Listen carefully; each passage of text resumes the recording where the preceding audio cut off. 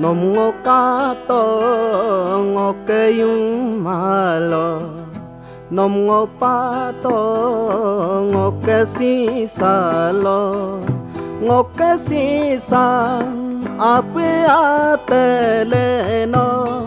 letel gisang ayang ateleno nom ngoka to ngoke yung malo nom ngopa to ngoke si salo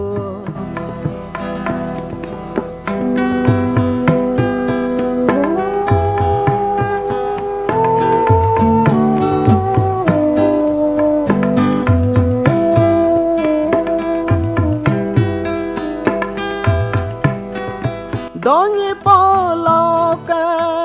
rurik suname sed melo ke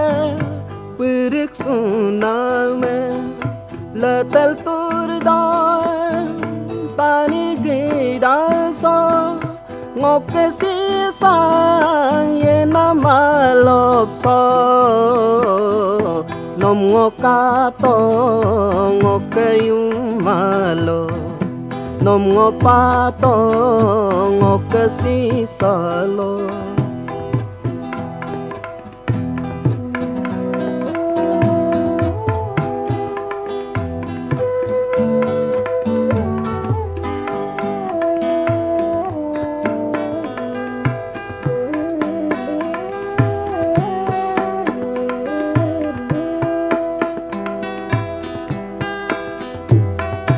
isi marmem ribo sudope asing angamem ken bo sudope donyiruna rulik sutobo polopina pirik sutobo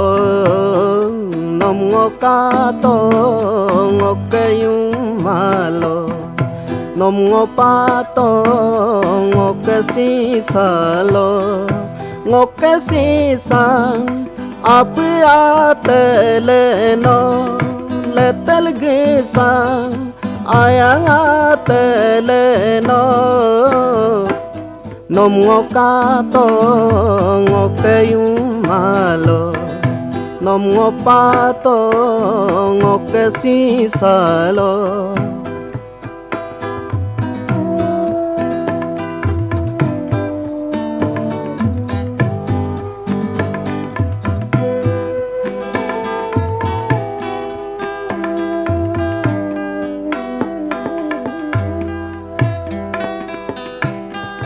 Palete loke